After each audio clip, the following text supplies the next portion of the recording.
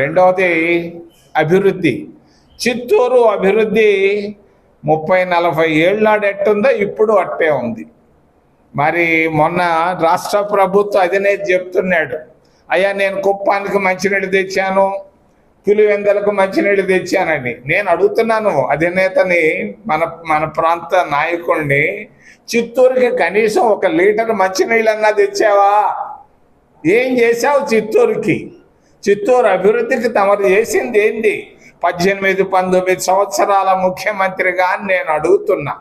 మరి అది ఆయనే కాదు, మరి రాజశేఖర్ రెడ్డి, మరి జగన్మోహన్ రెడ్లు తండ్రి కొడుకులు ఇద్దరు 11 సంవత్సరాలు పరిపాలన చేశారు ముఖ్యమంత్రిగా. చిత్తూరుకి చెప్పుకోదగ్గ పని ఒక్కటన్నా చేశారని నేను చేశా. సిఎంసి హాస్పిటల్ తీసుకొని వచ్చా. సిఎంసి హాస్పిటల్ నేను తీసుకొని వచ్చా. దానికి కావాల్సిన వస్తువులన్నీ ఏర్పాటు చేశాం. మంచి మెడికల్ కాలేజీ రాబోతా ఉంది. మరి చంద్రబాబు నాయుడు గారు కానీ జగన్మోహన్ రెడ్డి కానీ ఏం చేశారు చిత్తూరుకి? అవినీతి బాగా పెరిగిపోతా ఉంది ఆంధ్రప్రదేశ్ రాష్ట్రంలో. ప్రతిరోజు వింటున్నాం లిక్కర్ డబ్బులు, లిక్కర్ డబ్బులు, లిక్కర్ డబ్బు. పోయిపోయి ఆ లిక్కర్లోనే ఏలు పెట్టాలనా? అది దుబాయ్కు పోయింది అంటున్నారు, మరి ఆఫ్రికా దేశానికి పోయింది అంటున్నారు. ఏది ఏమైనా కూడా వెంటనే లిక్కర్ పైన జగన్మోహన్ రెడ్డి వెంటనే సమాధానం చెప్పాలి అని నేను డిమాండ్ చేస్తూ చిత్తూరు నడిగొడ్డ నుంచి ధరలు బాగా పెరిగిపోయినాయి. పొద్దున్నే అడిగాను ఎవరినో పక్కనే ఉంటే, పాలు ధర ఎంతయ్యా లీటరు అంటే బర్రి పాలు 70 రూపాయలంట. ఒకప్పుడు 20 రూపాయలు 30 రూపాయలకు వచ్చే బర్రి పాలు ఈరోజు 70 రూపాయలకి వెళ్ళిపోయింది. ఎరువుల ధరలు వేల రూపాయలకి ఎక్కువ అయిపోయింది. ఒకప్పుడు యూరియా కట్ట 300 రూపాయలకు వస్తుంటే ఈరోజు ఎక్కడికో వెళ్ళిపోయింది. మిక్సర్లు బాగా పెరిగిపోయినాయి. మరి పెట్రోల్ ధరలు పెరిగిపోతున్నాయి, డీజిల్ ధరలు పెరిగిపోతున్నాయి, గ్యాస్ దొరకటం లేదు. ప్రమాదకరమైన పరిస్థితుల్లో భారతదేశం ఉంది. ఆయన వచ్చినప్పుడు 12 సంవత్సరాల నాడు దేశానికి అధినేత ఆయన చెప్పుకొచ్చాడు, అయ్యా ప్రతి ఇంటికి 15 లక్షల రూపాయలు ఇస్తా అన్నాడు. ఏది 15 లక్షల రూపాయలు? ప్రతి సంవత్సరం 2 కోట్ల ఉద్యోగాలు ఇస్తా అన్నాడు. 12 సంవత్సరాల్లో దాదాపుగా 24 కోట్ల ఉద్యోగాలు. ఎక్కడన్నా చిత్తూరు జిల్లాలో ఒక్క ఉద్యోగం అన్నా వచ్చిందే? మరి బీజేపీ పార్టీ చెప్పుకుంటూ పోతా ఉంది, అబద్ధాలు చెప్పుకుంటూ, అభివృద్ధి కానీ ఏమీ చేయకుండా పూర్తిగా విఫలమైందని తెలియజేస్తూ, మరి నిన్న కూడా చెప్తున్నాడు, తెలంగాణలో బీజేపీ అధ్యక్షుడు రామచంద్రరావు అని ఆయన, కాంగ్రెస్ పార్టీ ఓబీసీలకు ఏం చేసింది అని. సిద్ధరామయ్యను మార్చి ఉండొచ్చు, డికే శివకుమార్ ముఖ్యమంత్రి కాబోచ్చు, మరి 27% రాజ్యాంగ సవరణ చేసి ఓబీసీలకు మరి రిజర్వేషన్లు, విద్యా సంస్థల్లో ఉద్యోగాల్లో ఇచ్చినటువంటి ఘనత కూడా కాంగ్రెస్ పార్టీదే.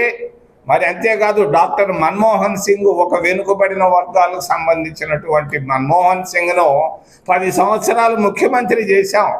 ఇంకా ఎంతెంతో మంచి పనులు చేశాం. కాంగ్రెస్ పార్టీని విమర్శించే హక్కు ఎవరికి లేదని తెలియజేస్తూ, ఏదైనా ప్రశ్నలు ఉంటే అడగమని మిమ్మల్ని చేతులెత్తి ప్రార్థిస్తున్నాం. 7 ఏళ్ళ నాడు ఎట్టుందో ఇప్పుడు అట్టే ఉంది. మరి మొన్న రాష్ట్ర ప్రభుత్వ అధినేత చెప్తున్నాడు, అయ్యా నేను కుప్పానికి మంచినీళ్ళు తెచ్చాను, పులివెందలకు మంచినీళ్ళు తెచ్చానని. నేను అడుగుతున్నాను అధినేతని, మన ప్రాంత నాయకుడిని, చిత్తూరుకి కనీసం 1 లీటర్ మంచినీళ్ళన్నా తెచ్చావా? ఏం చేశావు చిత్తూరుకి? చిత్తూరు అభివృద్ధికి తమరు చేసింది ఏంది? 18-19 సంవత్సరాల ముఖ్యమంత్రిగా నేను అడుగుతున్నా. మరి అది ఆయనే కాదు, మరి రాజశేఖర్ రెడ్డి, మరి జగన్మోహన్ రెడ్లు తండ్రి కొడుకులు ఇద్దరు 11 సంవత్సరాలు పరిపాలన చేశారు ముఖ్యమంత్రిగా. చిత్తూరుకి చెప్పుకోదగ్గ పని ఒక్కటన్నా చేశారని నేను చేశా. సిఎంసి హాస్పిటల్ తీసుకొని వచ్చా. సిఎంసి హాస్పిటల్ నేను తీసుకొని వచ్చా. దానికి కావాల్సిన వస్తువులన్నీ ఏర్పాటు చేశాం. మంచి మెడికల్ కాలేజీ రాబోతా ఉంది. మరి చంద్రబాబు నాయుడు గారు కానీ జగన్మోహన్ రెడ్డి కానీ ఏం చేశారు చిత్తూరుకి? అవినీతి బాగా పెరిగిపోతూ ఉంది ఆంధ్రప్రదేశ్ రాష్ట్రంలో. ప్రతిరోజు వింటున్నాం లిక్కర్ డబ్బులు, లిక్కర్ డబ్బులు, లిక్కర్ డబ్బు. పోయిపోయి ఆ లిక్కర్లోనే ఏలు పెట్టాలనా? అది దుబాయ్కి పోయింది అంటున్నారు, మరి ఆఫ్రికా దేశానికి పోయింది అంటున్నారు. ఏది ఏమైనా కూడా వెంటనే లిక్కర్ పైన జగన్మోహన్ రెడ్డి వెంటనే సమాధానం చెప్పాలి అని నేను డిమాండ్ చేస్తూ చిత్తూరు నడివడ్డు నుంచి ధరలు బాగా పెరిగిపోయినాయి. పొద్దున్నే అడిగాను ఎవరినో పక్కనే ఉంటే, పాలు ధర ఎంతయ్యా లీటరు అంటే బర్రె పాలు 70 రూపాయలంట. ఒకప్పుడు 20 రూపాయలు 30 రూపాయలకు వచ్చే బర్రె పాలు ఈరోజు 70 రూపాయలకి వెళ్ళిపోయింది. ఎరువుల ధరలు వేల రూపాయలకి ఎక్కువ అయిపోయింది. ఒకప్పుడు యూరియా కట్ట 300 రూపాయలకు వస్తుంటే ఈరోజు ఎక్కడికో వెళ్ళిపోయింది. మిక్సర్లు బాగా పెరిగిపోయినాయి. మరి పెట్రోల్ ధరలు పెరిగిపోతున్నాయి, డీజిల్ ధరలు పెరిగిపోతున్నాయి, గ్యాస్ దొరకటం లేదు. ప్రమాదకరమైన పరిస్థితుల్లో భారతదేశం ఉంది. ఆయన వచ్చినప్పుడు 12 సంవత్సరాల నాడు దేశానికి అధినేత ఆయన చెప్పుకొచ్చాడు, అయ్యా ప్రతి ఇంటికి 15 లక్షల రూపాయలు ఇస్తా అన్నాడు. ఏది 15 లక్షల రూపాయలు? ప్రతి సంవత్సరం 2 కోట్ల ఉద్యోగాలు ఇస్తా అన్నాడు. 12 సంవత్సరాల్లో దాదాపుగా 24 కోట్ల ఉద్యోగాలు. ఎక్కడన్నా చిత్తూరు జిల్లాలో ఒక్క ఉద్యోగం అన్నా వచ్చిందే? మరి బీజేపీ పార్టీ చెప్పుకుంటూ పోతా ఉంది, అబద్ధాలు చెప్పుకుంటూ, అభివృద్ధి కానీ ఏమీ చేయకుండా పూర్తిగా విఫలమైందని తెలియజేస్తూ, మరి నిన్న కూడా చెప్తున్నాడు, తెలంగాణలో బీజేపీ అధ్యక్షుడు రామచంద్రరావు అని ఆయన, కాంగ్రెస్ పార్టీ ఓబీసీలకు ఏం చేసింది అని. ఈరోజు చిత్తూరు ప్రెస్ క్లబ్కు రావడానికి కారణం ముఖ్యంగా 3 అంశాలు ప్రస్తావించేదానికి రావడం జరుగుతూ ఉంది. మొదటిది రాష్ట్ర ప్రభుత్వ ఉద్యోగస్తుల పిఆర్సి, రెండవది చిత్తూరు అభివృద్ధి, మూడవది ధరలు. 6 లక్షల మంది ప్రభుత్వ ఉద్యోగస్తులు ఉన్నారు. వీళ్ళ పరిస్థితిలో అప్పుల్లో ఉన్నారు. ధరలు బాగా పెరిగిపోయినాయి. వచ్చే జీతాలు చాలటం లేదు. బిడ్డలను చదివించుకునేదానికి డబ్బు లేక 3 రూపాయలు వడ్డీతో ఈరోజు జీవితాలు గడుపుతున్నారు. ముఖ్యంగా మన చిత్తూరు జిల్లాలో ఉన్నటువంటి రాష్ట్ర ప్రభుత్వ ఉద్యోగస్తులు, వాళ్ళు టీచర్లు కానీ, క్లార్కులు కానీ, డాక్టర్లు కానీ, ఇంకేదైనా కానీ, సచివాలయ సిబ్బంది కానీ. మరి ఈ పరిస్థితుల్లో రాష్ట్ర ప్రభుత్వాన్ని గత 1 నెలగా అడుగుతున్నాం, తప్పకుండా 12వ పిఆర్సీని మీరు అపాయింట్ చేయండి అని. 1 నిమిషం పని రాష్ట్ర ప్రభుత్వం అనుకుంటే ఒకే 1 నిమిషం పని. ఆ పని ఇప్పటిదాకా చేయకపోవడం అనేది చాలా బాధాకరం. దాన్ని మేము వెంటనే కాంగ్రెస్ పార్టీ తరఫున డిమాండ్ చేస్తున్నాం.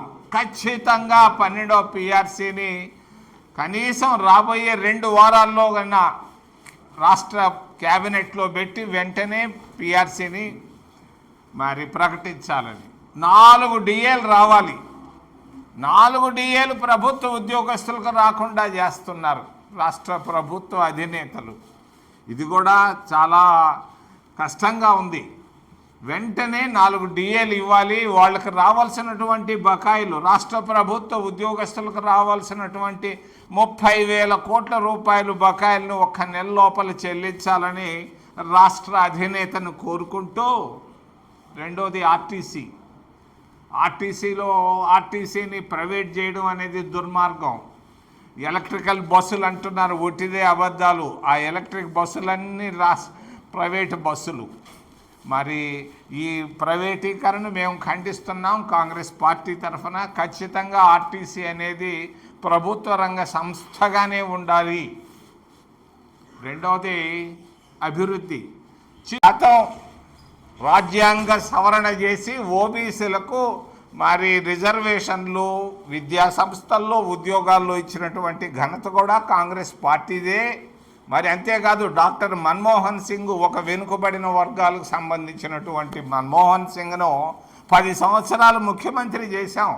ఇంకా ఎంతెంతో మంచి పనులు చేశాం. కాంగ్రెస్ పార్టీని విమర్శించే హక్కు ఎవరికి లేదని తెలియజేస్తూ, ఏదైనా ప్రశ్నలు ఉంటే అడగమని మిమ్మల్ని చేతులెత్తి ప్రార్థిస్తున్నాం. సిఎంసి ఆయన ఉన్నప్పుడు యాడ్ వచ్చింది. ఈ మధ్య కదా 400 పడకలు చేసింది. 2000, అవును 2000. మీరు కొంచెం క్రెడిట్ ఆయనకు కూడా ఇవ్వచ్చు. కానీ 2007లో మరి వాళ్ళు నా దగ్గరకు వచ్చారు.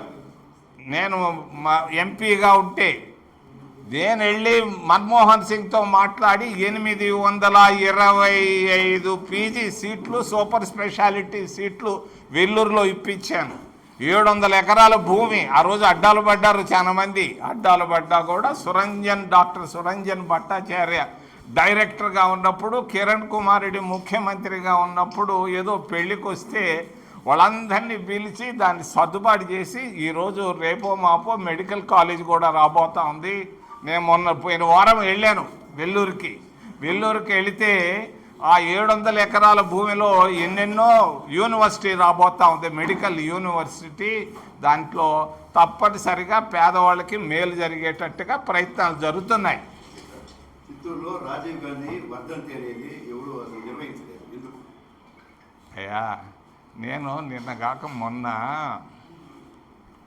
మహాత్మా గాంధీ గారి మనవడితో మాట్లాడాను. ఆయన పేరు గోపాలకృష్ణ గాంధీ గారు. రాజగోపాలాచారి గారి మనవడు కూడా, దేవదాస్ గాంధీ కొడుకు, మరి రాజగోపాలాచారి అల్లుడు. ఆయన అంటున్నాడు నన్ను గాంధీని మర్చిపోయారు అని అంటున్నాడు. అయ్యా, ప్రజా జీవితంలో ఎంతోమందిని మర్చిపోతున్నారు. ఈరోజు గుర్తుంటుండేది ఇది ఒక్కటే. చిన్న బిడ్డ మొదలుకొని పెద్దోళ్ళ దాకా ఈ సెల్ ఫోన్లో పడిపోయారు, మర్చిపోతున్నారు. దానికి మా పరదేశం నాడు అన్నీ చూసుకుంటాడు.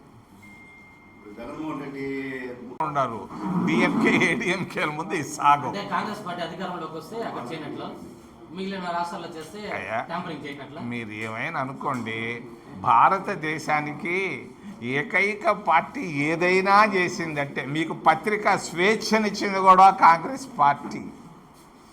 ఏ పార్టీ ఇచ్చింది చెప్పు? దేశంలో సమానత్వాన్ని ఇచ్చింది కాంగ్రెస్ పార్టీ. ప్రతి ఒక్కరికి ఓటు హక్కు ఇచ్చింది కాంగ్రెస్ పార్టీ.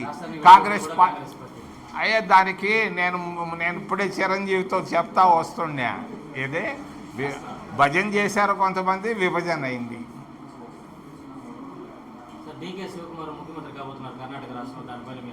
చాలా ఇష్టం నాకు మంచి ఫ్రెండు. నేను ఆయనకి హృదయపూర్వక శుభాకాంక్షలు తెలియజేస్తాను. ఎప్పుడో 3 సంవత్సరాలు నాడు కావాల్సిన ఆయన ఇప్పుడు అయ్యాడు. మంచోడు, చాలా 10 మందికి పనికి వచ్చేవాడు.